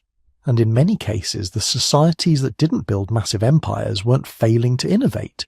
They were actively choosing organizational structures that made more sense for their specific environments. But let's start with what actually did develop, because the historical record has been wildly distorted. When most people think of ancient empires, they think of Rome, Greece, Persia, China, maybe Egypt if they're historically literate. But Africa had empires that would have made Roman emperors jealous. Empires that most history textbooks somehow forget to mention. The Mali Empire at its peak in the 14th century controlled more territory than Western Europe. More importantly, it controlled the trans-Saharan gold trade, making it possibly the wealthiest state on earth. When Mansa Musa, the Emperor of Mali, made his pilgrimage to Mecca in 1324, he brought so much gold that he accidentally crashed the Egyptian economy. He gave away so much gold in Cairo that it devalued the metal for a generation. Think about that. A single African ruler carried enough wealth to destabilize the economy of one of the world's most sophisticated trading centers. This wasn't some minor chiefdom. This was a superpower. The Songhai Empire that followed Mali was even larger, stretching across West Africa and controlling key trade routes that connected sub-Saharan Africa to the Mediterranean and beyond. Its capital, Timbuktu, wasn't just a trading center. It was one of the world's great universities, with libraries containing hundreds of thousands of manuscripts on mathematics, astronomy, medicine, and philosophy. In southern Africa, the Kingdom of Great Zimbabwe built stone cities without mortar, structures so impressive that early European archaeologists literally couldn't believe Africans had constructed them. They invented elaborate theories about lost white civilizations rather than accept the obvious evidence that African engineers had mastered sophisticated construction techniques. In East Africa, the Kingdom of Axum was a major trading power from the 1st to 8th centuries, minting its own currency and maintaining diplomatic relations with Rome and Persia. It was one of the first major kingdoms to officially adopt Christianity, and its influence shaped the entire region's development, and of course, Egypt. Ancient Egypt wasn't separate from Africa, despite how it's often taught. It was an African civilization, built by African people, that dominated the Mediterranean world for 3,000 years. So why don't most people know about these empires? That's a story we'll get to later. But the point is, Africa absolutely developed large-scale political organization. The idea that it didn't is historical fiction, created to justify colonialism. But here's the question. If both Africa and Europe developed complex states and empires, why did they develop differently? Why did European state formation eventually lead to the specific kind of technological and military advantage that would prove so devastating in the colonial period? The answer, once again, comes down to geography. But not in the way you might think. Europe's geography created a very specific set of conditions. It's a relatively small continent, divided by mountains, rivers and seas into natural compartments. These barriers were significant enough to prevent any single empire from easily dominating the whole continent, but not so significant that trade and communication were impossible. This created what historians call a competitive multipolar system. Dozens of kingdoms, principalities, and city-states, all crammed into a relatively small area, all constantly competing for resources and territory. If you wanted to survive as a European state, you had to innovate militarily, economically, and politically, because there were always rivals right next door ready to conquer you if you fell behind. This competition was brutal. Between 1500 and 1914, major European powers were at war something like 60% of the time. War wasn't the exception. It was the default state of European politics. This constant warfare drove a particular kind of innovation. States that could tax more efficiently, organize larger armies, and develop better weapons survived. States that couldn't disappeared. Over centuries, this selection pressure created increasingly centralized, bureaucratic, militarized states. Africa's geography was different. It's massive. 3 times the size of Europe, and its interior was harder to navigate. Fewer natural harbours, rivers interrupted by waterfalls, vast deserts creating natural barriers between regions. This meant African states often controlled trade networks rather than continuous territories. The great African empires were frequently organized around controlling key routes: the gold trade, the salt trade, the trans-Saharan caravan routes, rather than holding every square mile of territory. This wasn't inferior political organization. It was different political organization adapted to different geographic realities. But it didn't create the same kind of intense, constant military competition that characterized Europe. There's another crucial factor: writing systems and how they were used. Now, Africa had writing, multiple writing systems in fact: ancient Egypt's hieroglyphs, Ethiopia's Ge'ez script, West Africa's various indigenous writing systems, but the spread and use of writing varied enormously based on environment and political structure. In Europe, writing became essential for state administration relatively early. The Romans built their empire on written law, written records, written communication across vast distances. When Rome fell, literacy declined dramatically, but the idea of writing as essential to governance never completely disappeared. As European states reconstructed themselves after Rome's collapse, writing became the foundation of bureaucratic administration. Tax records, legal codes, military rosters, trade agreements, everything was written down. This created a kind of institutional memory. Knowledge could accumulate across generations even when individual rulers were incompetent. More importantly, Europe's printing revolution in the 1450s created exponential acceleration. Suddenly, knowledge could be duplicated and distributed at unprecedented scale. A discovery made in Venice could be known in London within weeks. This created a kind of knowledge network effect. Information was building on information faster than ever before in human history. In Africa, writing systems existed but served different purposes in different regions. In Islamic West Africa, Arabic literacy was high among scholarly and merchant classes. The Timbuktu libraries proved African scholars were producing sophisticated written works on every subject imaginable. But in many African societies, knowledge transmission remained primarily oral. This wasn't because people were incapable of writing. Oral traditions can preserve information with remarkable accuracy across generations. In some ways, oral traditions create more democratized knowledge because everyone can participate, not just a literate elite. But oral traditions have one critical limitation: they don't scale the same way. A written document can be copied infinitely and transported anywhere. An oral tradition requires person-to-person transmission. It's more intimate, more personal, but slower to spread across large populations and great distances. This affected how quickly certain types of knowledge could accumulate and compound. Technical innovations that might have taken generations to spread widely in societies relying primarily on oral transmission could spread in years in societies with widespread literacy and printing. There's also the question of population density and how it affected political organization. Agricultural surplus determines how many people can live in a given area without farming. More surplus means more people can specialize in other activities: crafts, trade, administration, warfare. This allows for more complex political hierarchies. Europe's domesticated animals and relatively productive grain agriculture supported high population densities in many regions. This meant states could extract taxes from large populations, support professional armies, and fund elaborate administrative bureaucracies.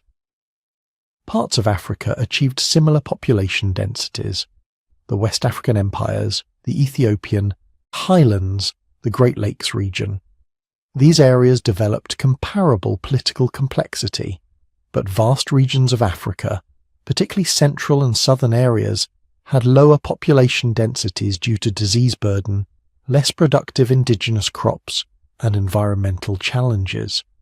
In these regions, large centralized states were often less advantageous than smaller, more flexible political structures. This doesn't mean these societies were less sophisticated. They were optimized for different conditions. A small mobile group can survive environmental shocks that would devastate a large settled population. Decentralized authority can be more resilient than centralized power when external threats are unpredictable. European observers, arriving centuries later, saw this decentralization and assumed it represented primitive political organization. They missed the point entirely. These were adaptive strategies, not failed attempts at empire building. And here's something that rarely gets discussed. Different concepts of wealth and power. European political philosophy, particularly after the Renaissance, became obsessed with territorial control and resource extraction. Wealth meant controlling land, mines, trade routes. Power meant the ability to mobilize armies and conquer territory. Many African political systems had different value frameworks. In some societies, wealth was measured in people, in relationships, in alliances.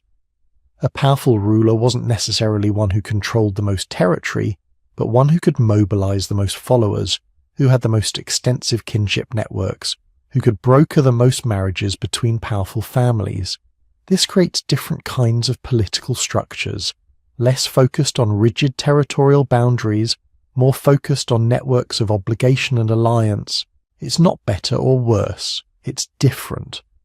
But when these different systems eventually collided during the colonial period, one was optimized for a very specific kind of competition, industrial warfare and territorial conquest, and the other wasn't. That difference would reshape the world. But we're getting ahead of ourselves.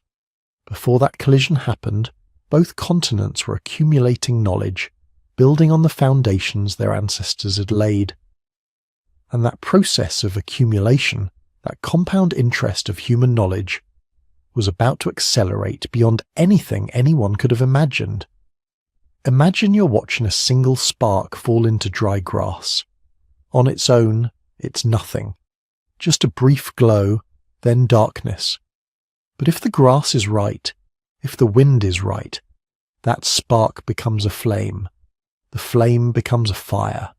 The fire jumps from tree to tree until suddenly the whole forest is burning. Human technology works the same way.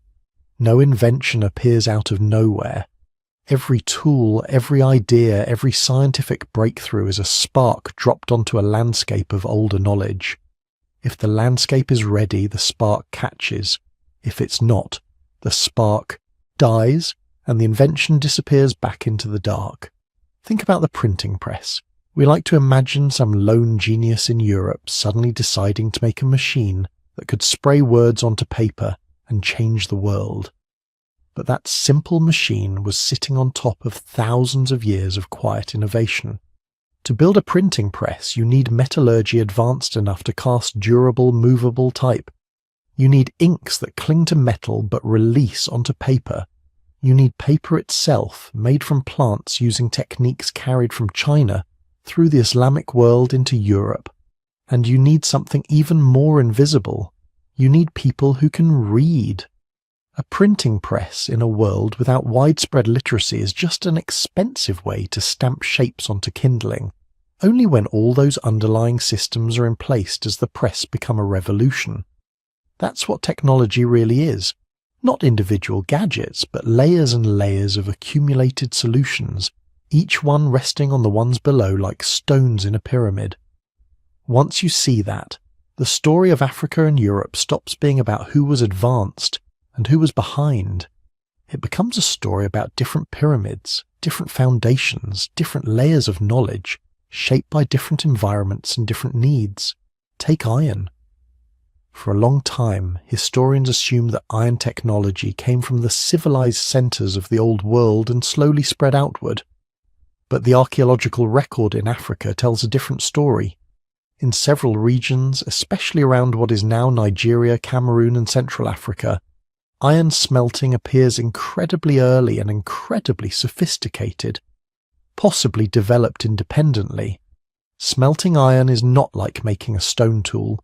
You can stumble onto a sharp rock by accident. You don't accidentally build a furnace that reaches over 1,100 degrees Celsius, arrange airflow with carefully positioned bellows, select the right ores, and then refine out usable metal. That's planned, experimental generational knowledge. African ironworkers became masters of this dark alchemy. They learned to build clay furnaces that could run for days, turning rock into metal and metal into tools, weapons, and ritual objects. Some traditions produce steel of remarkable quality, as good as or better than anything in Europe for centuries. In certain societies, blacksmiths were treated almost like magicians or priests, keepers of secret knowledge that held communities together. But technology in Africa didn't stop at the forge. Across the continent, people were building in stone, mud, and wood, with a sophistication often erased from simple narratives of tribal life. In West Africa, the city of Timbuktu grew into a major centre of scholarship and architecture, its mud brick mosques and homes engineered to breathe in scorching heat and sudden rain. In the savannas and forest farther south, cities like Benin developed complex earthwork, walls, moats, and planned street systems. Far to the southeast, in the hills of what is now Zimbabwe, stone walls snaked and curved across ridges and valleys. Great Zimbabwe, with its soaring dry stone enclosures, was not just a pile of random rocks. It was a carefully engineered complex, its walls fitted without mortar, its passages designed to control movement, its towers rising as statements of power and identity. Medicine, too, followed its own logic. In tropical environments where parasites, bacteria, and viruses flourished, surviving meant learning the secrets of plants. African pharmacopoeias catalogued leaves, barks, roots, and resins with an attention that would put some modern laboratories to shame. Healers experimented over generations, observing what cured, what calmed, and what killed. They learned how to use bitter alkaloids to treat fevers, how to combine plants to reduce toxicity, how to perform surgeries and set bones. Some of these traditions spread, some remained local, encoded in songs, rituals, and apprenticeships. Knowledge survived not in printed books, but in living lineages of specialists. And then there was navigation. On the Atlantic and Indian Ocean coasts, African sailors read currents, winds, and stars.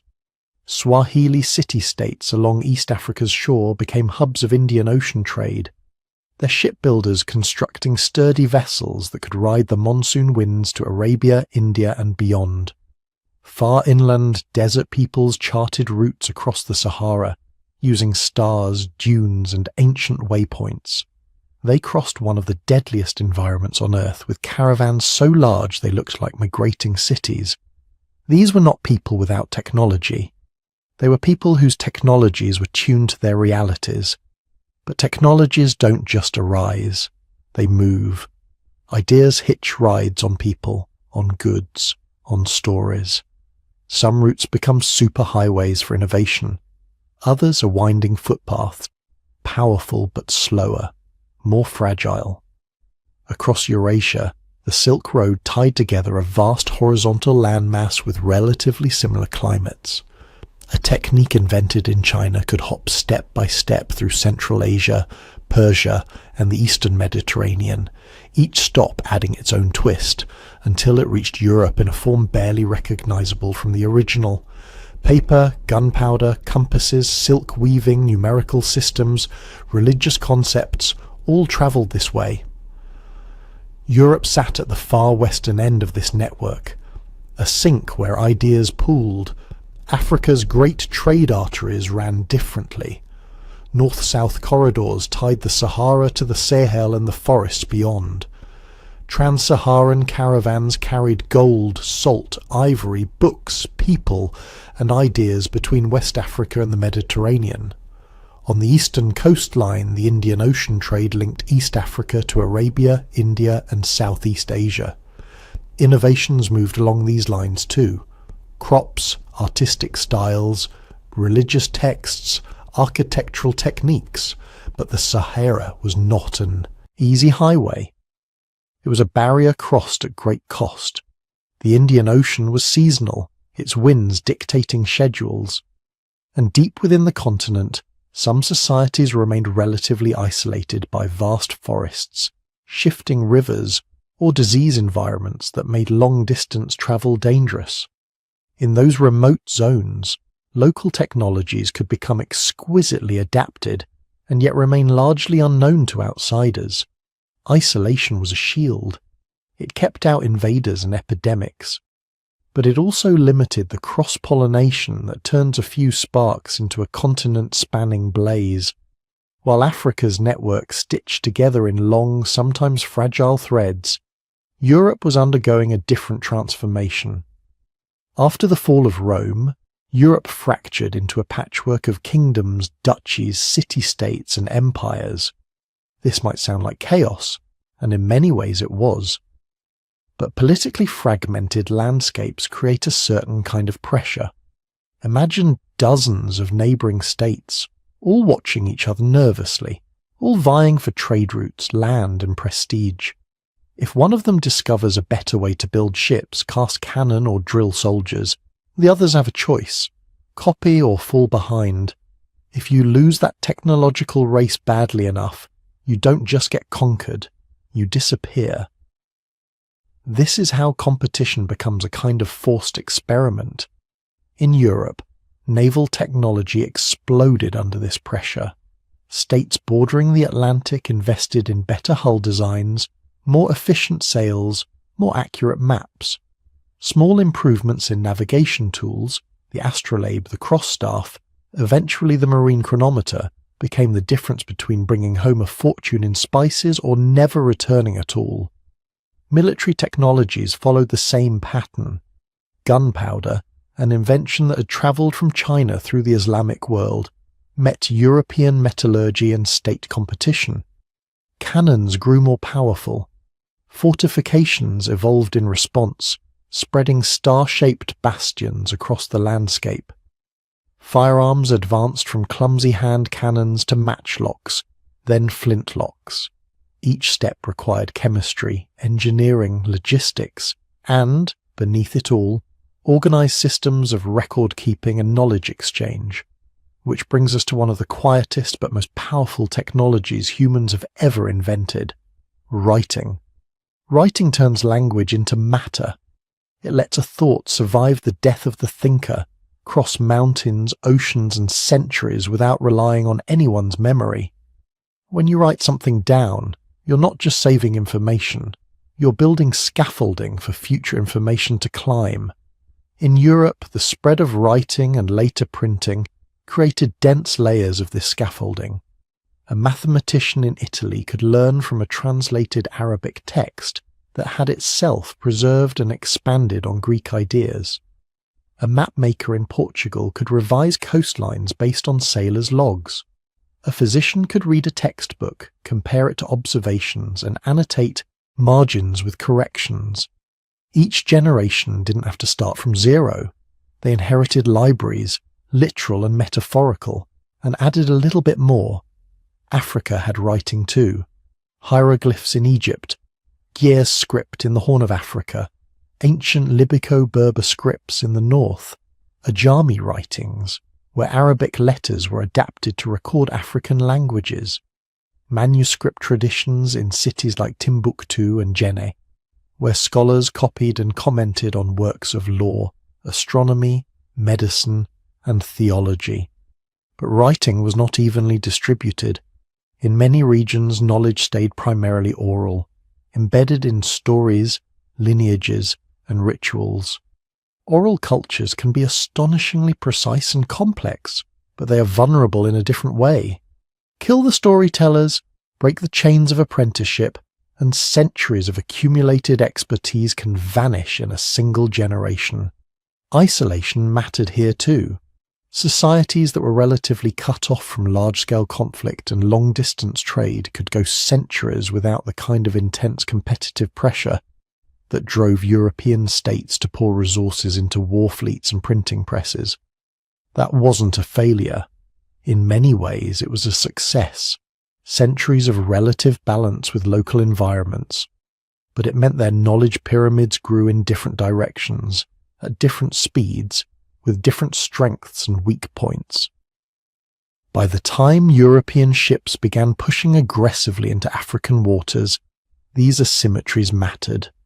Europe's compound interest on written, widely shared, often war-driven technologies met Africa's deep, but sometimes more localized, more orally transmitted and differently networked expertise. One system had spent centuries optimizing for long-distance projection of power by sea and cannon and letter. The other had optimized for survival in some of the harshest disease environments on Earth, for regional trade, for intricate social and ecological balancing acts. Neither path was inevitable. Both were products of geography, history, and countless individual choices made by people who, like you, woke up each day trying to solve the problems in front of them.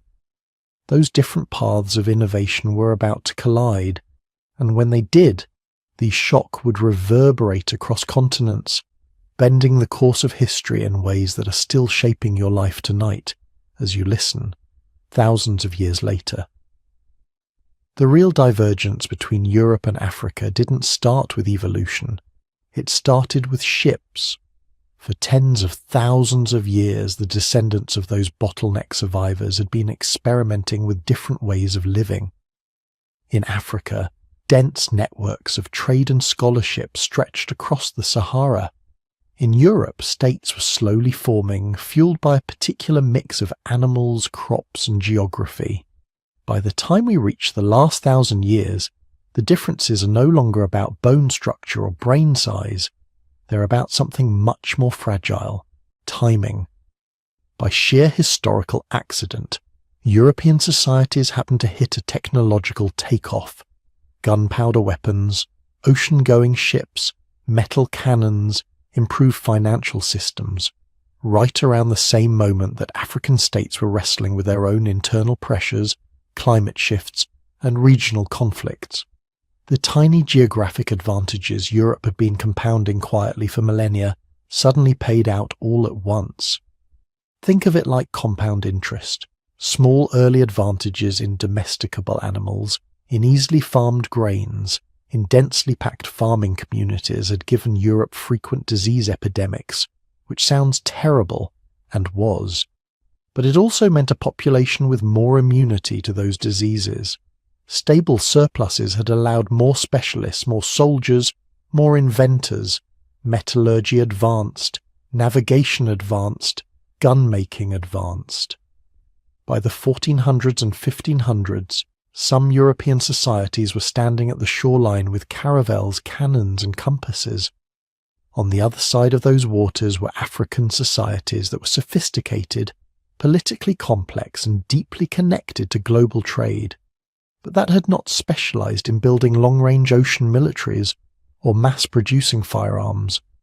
That mismatch would violently redirect history. At first, it didn't look like conquest. It looked like trade. European ships crept down the West African coast, stopping at established ports, negotiating with African rulers, buying gold, ivory, spices. But those same European states had a problem. Their newfound colonies in the Americas had land. They had sugar. They had tobacco. They had silver. What they didn't have was labour, at least not the kind they wanted to use.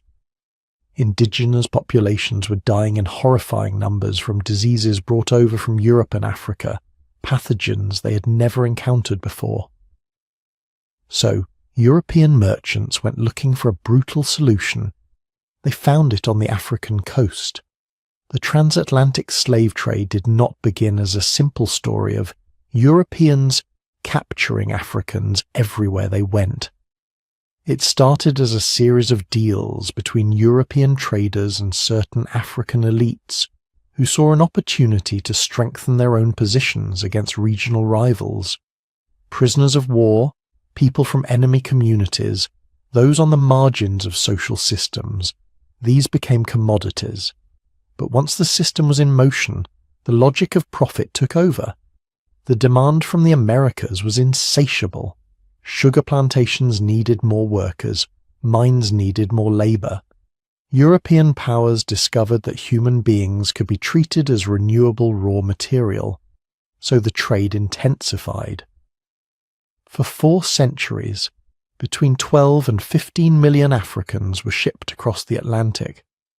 That number doesn't count the millions more who died during raids, marches to the coast, or the Middle Passage itself, nor does it count the unborn generations that vanished before they were even conceived. Imagine a continent forced to bleed people, decade after decade, century after century. Young men, young women, children, taken during their most productive years. Entire regions destabilized as states shifted their economies from producing goods to producing captives. Warfare that had once been about land or honor or political disputes began to revolve around one goal: capturing human beings to sell to foreign ships. This is what historians mean when they talk about underdevelopment. It's not that Africa somehow failed to develop, it's that development was actively reversed, siphoned away. Skilled workers, farmers, artisans, metal workers vanished overseas. Political systems reoriented themselves around slave raiding and defense against raids. Communities fled inland, abandoning fertile coasts. Trust between neighbouring groups frayed, replaced with suspicion and fear. Long-distance trade networks that had once carried gold and learning now carried chains. The slave trade was not just a moral catastrophe, it was a demographic and economic weapon. At the same time, Europe was doing something else. Those same ships that carried enslaved Africans to the Americas came back loaded with silver, sugar, tobacco, cotton. These commodities poured into European economies.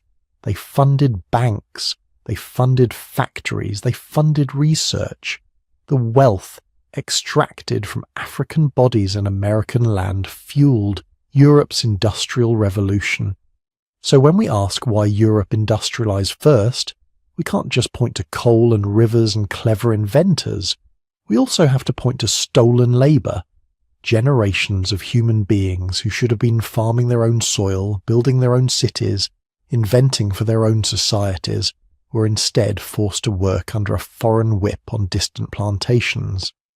This is where the geography lottery and the animal question turn into something darker.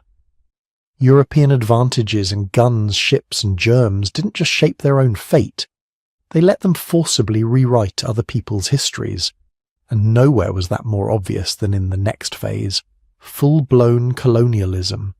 By the late 1800s, the transatlantic slave trade was officially ending, but European powers had discovered something they liked even more than enslaved people: land, rubber, gold, diamonds, copper, timber, palm oil, coffee, cocoa, ground nuts.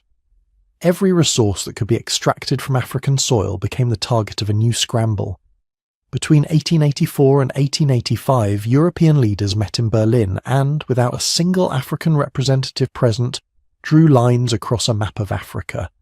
Lines that ignored languages, cultures, trade routes, and existing states.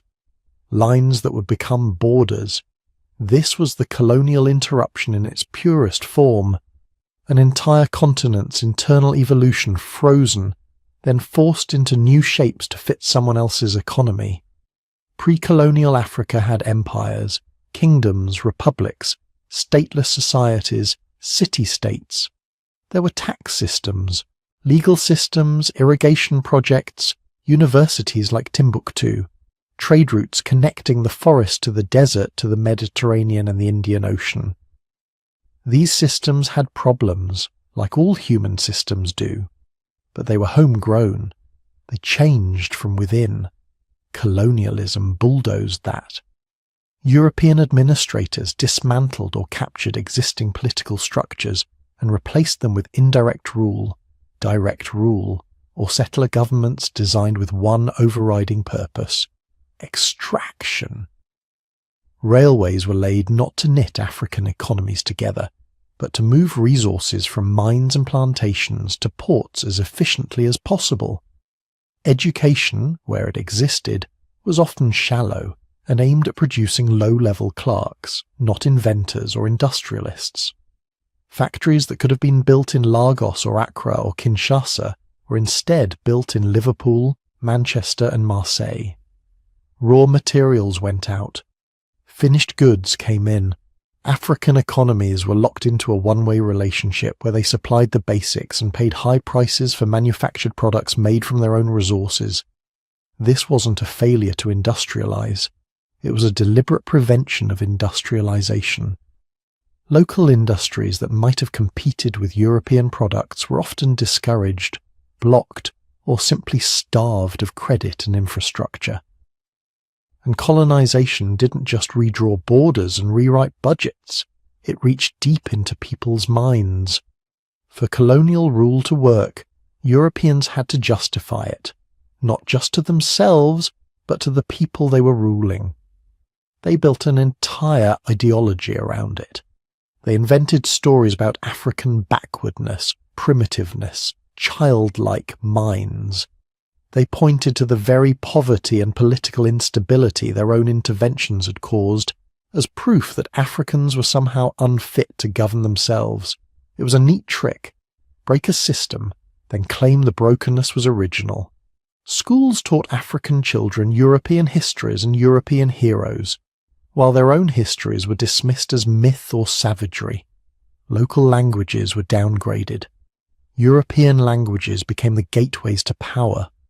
Christianity and Islam, already present in some regions, were now often wielded in ways that attacked existing spiritual systems, labeling them pagan or superstitious. Over time, this created what psychologists call internalized inferiority. When a child grows up seeing their culture treated as a joke, their language sidelined, their ancestors portrayed as lazy or stupid, it leaves marks. Even after the colonial flags came down, those marks didn't disappear overnight. They linger in how people see themselves, in what gets funded, in which histories are told in school and which are left out. And perhaps the most damaging narrative of all was the idea that European dominance represented some kind of natural destiny, that Europeans ruled because they were smarter, or more evolved, or inherently superior, that Africa was poor because Africans had done something wrong or failed to do something right. This is where our understanding of history gets twisted. If you zoom in on just the last 500 years, it can look like Europe was always ahead and Africa was always behind. But widen the lens and those assumptions fall apart. For most of human history, Africa was the center of the story. It was where our species began, where some of the earliest complex societies arose, where vast trade networks and intellectual traditions flourished. The colonial interruption compressed centuries of violence, extraction, and imposed underdevelopment into a brief, intense period that completely reshaped the global map. Then, after the damage was done, people tried to explain the new inequality by pointing to skin color, skull shape, or made-up categories of race. Biology was forced into the role of alibi. The truth is quieter and stranger and more unsettling. Europe didn't conquer the world because Europeans evolved into a different kind of human. They conquered it because geography, disease patterns, animal distribution, and historical accidents gave certain societies an early boost in agriculture and technology. That boost snowballed into ships, guns, and empires. Those empires ripped people from their homes, tore up existing systems, and redirected development so that wealth flowed in one direction for centuries. The colonial period didn't just change borders, it changed what we think is normal It made it seem natural that capital cities would be in Europe, that the best-funded universities and laboratories would be there, that modernity would be associated with pale skin and certain languages. It made it easy to forget that every human on Earth carries the same bottlenecked genes, the same ancient survival toolkit, the same capacity for intelligence and creativity.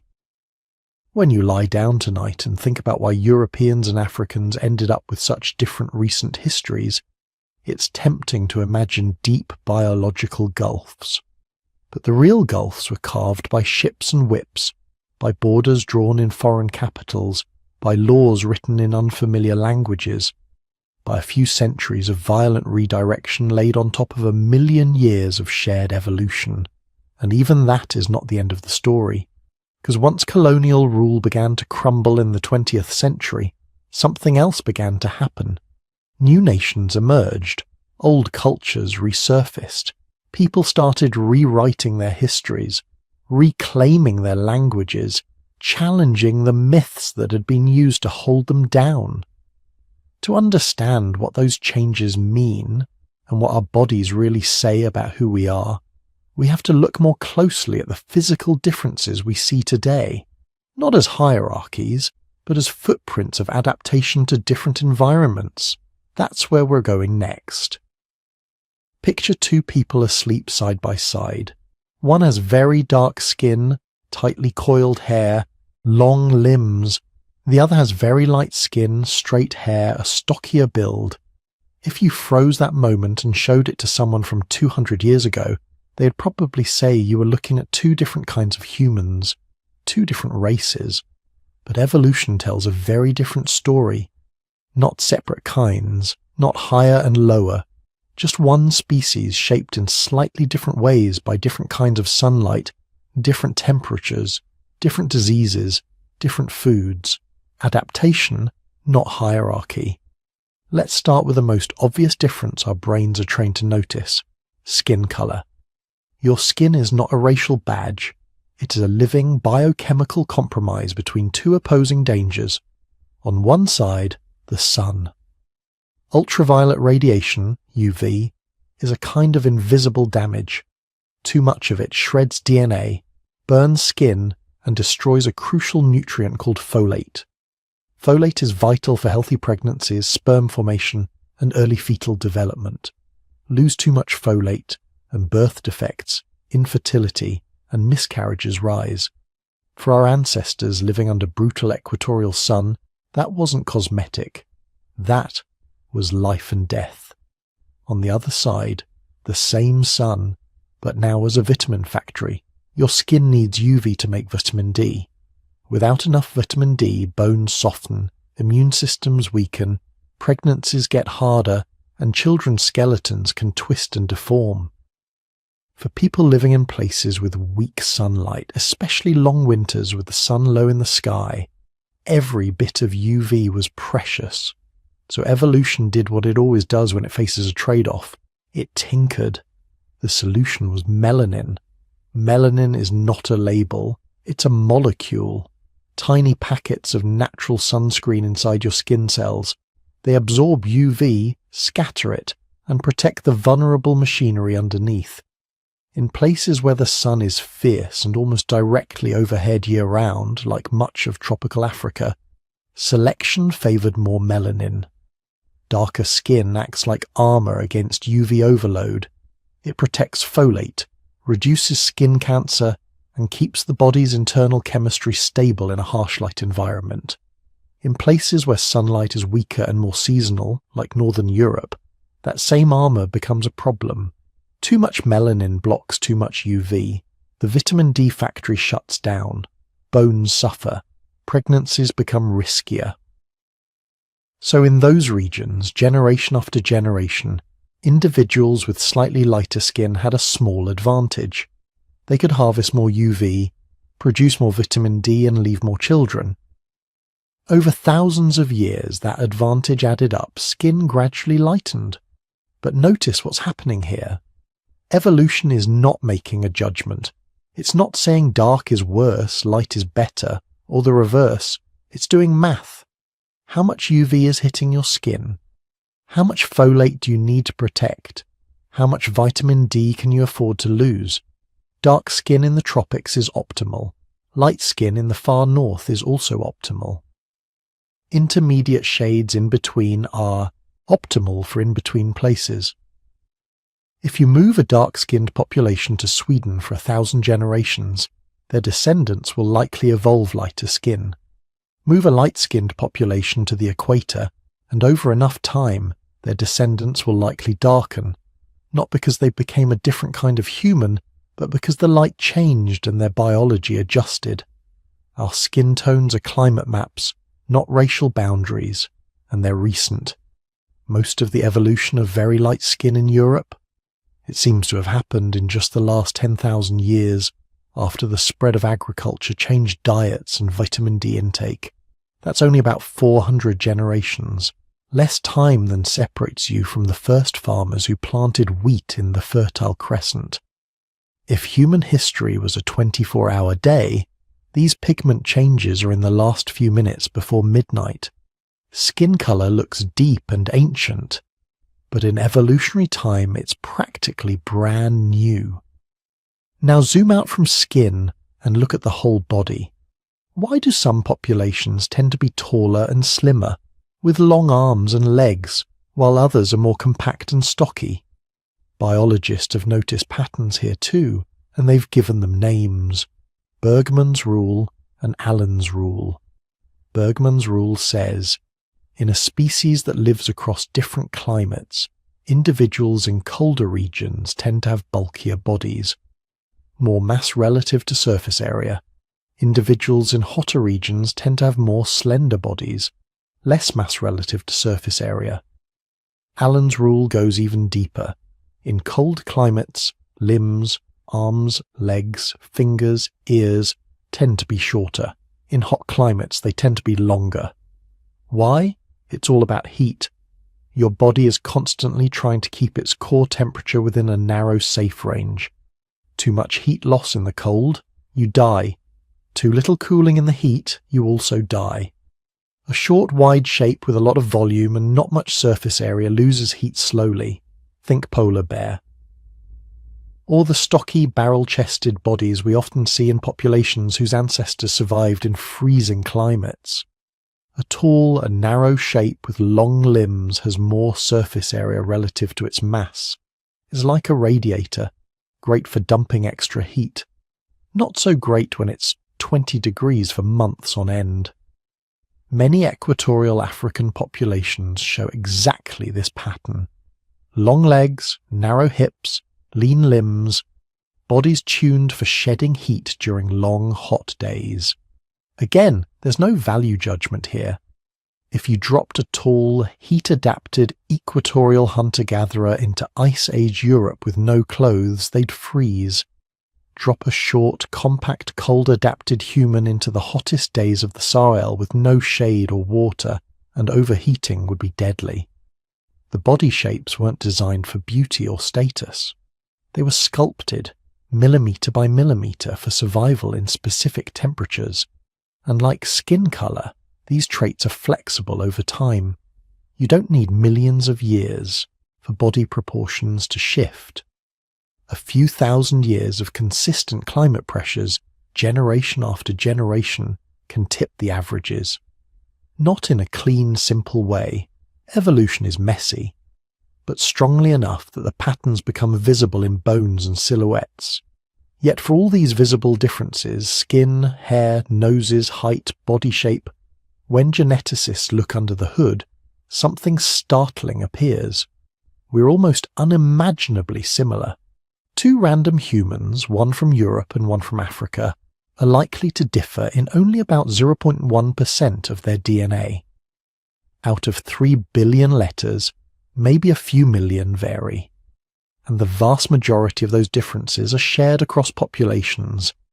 They don't line up neatly with our folk categories of race. In fact, if you lined up all humans, you'd find more genetic variation inside Africa alone than in the rest of the world combined. That's because our species is older there. Populations had more time to diversify before small groups left the continent, and carried only a sample of that diversity with them.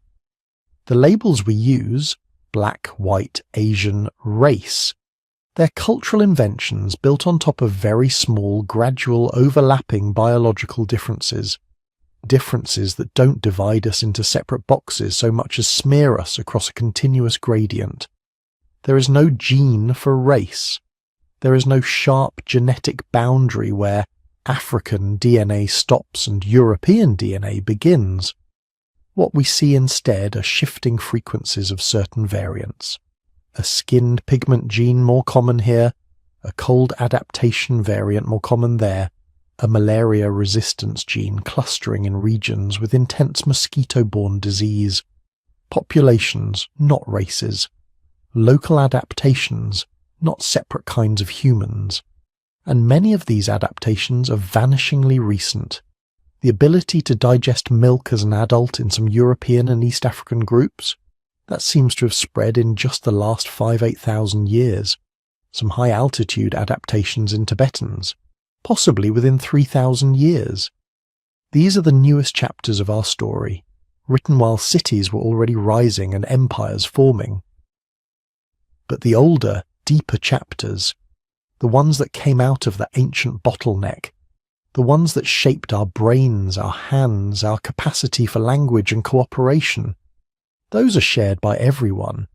The genes that let you understand this story, the neural wiring that lets you imagine those ancient landscapes, the emotional circuitry that makes you care about strangers who lived 1,000,000 years ago, those are bottleneck gifts, human gifts, not African, not European, just ours. So what do we do with this knowledge?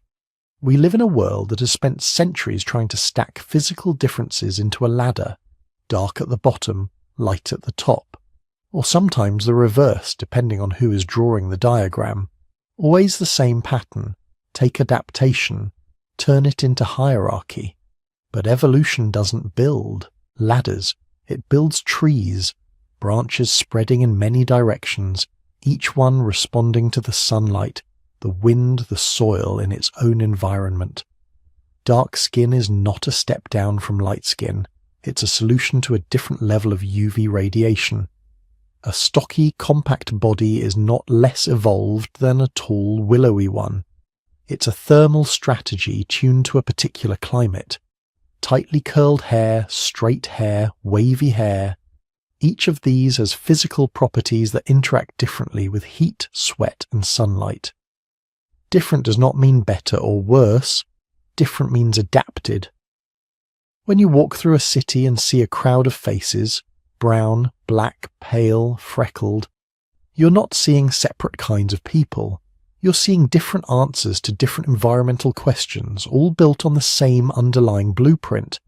The same fused chromosome from that ancient bottleneck, the same capacity for language and memory and story. The same vulnerable brain that dreams, grieves, laughs, and wonders. If you stripped away the skin, the hair, the superficial cues our social brains latch onto, it would be almost impossible to tell who came from which continent just by looking at their genes.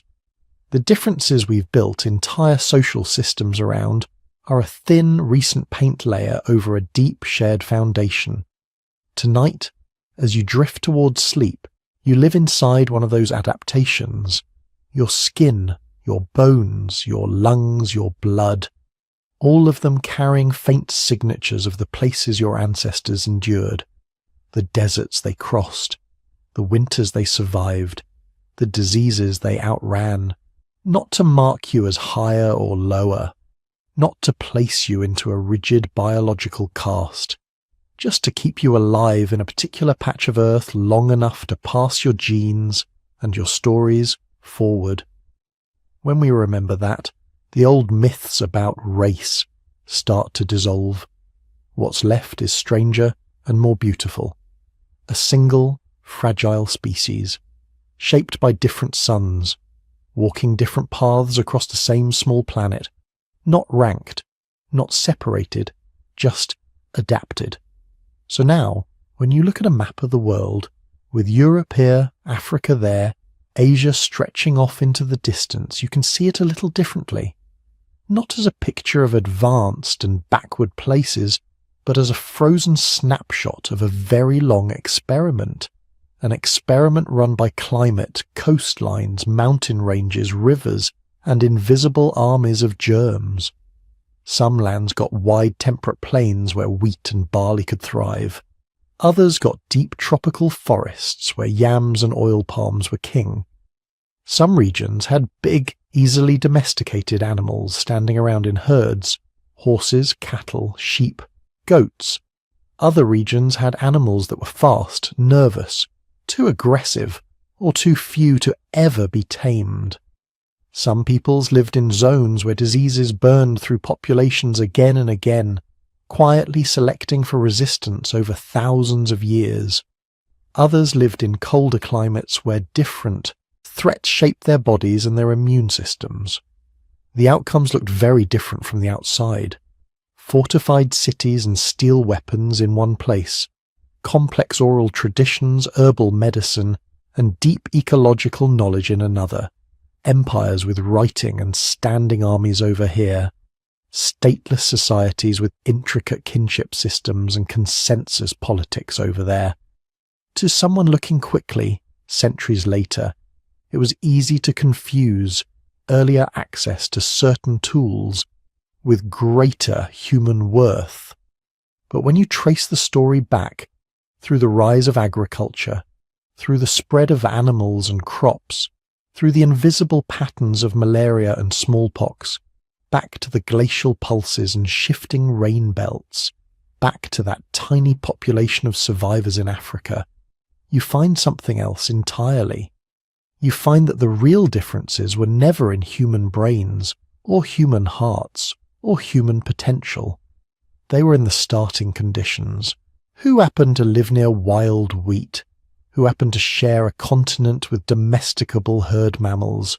Who happened to be on a landmass oriented east-west, where crops could spread along similar latitudes? Who happened to be born into a zone of brutal diseases that quietly built up immune defences over countless generations? Europeans did not become powerful because they were smarter. Africans did not remain largely non-industrial because they were less intelligent. Asians did not develop certain technologies first because they were more advanced. These are stories people told themselves later, to make conquest and inequality feel inevitable, even natural. The deeper story is colder and stranger, but also more hopeful.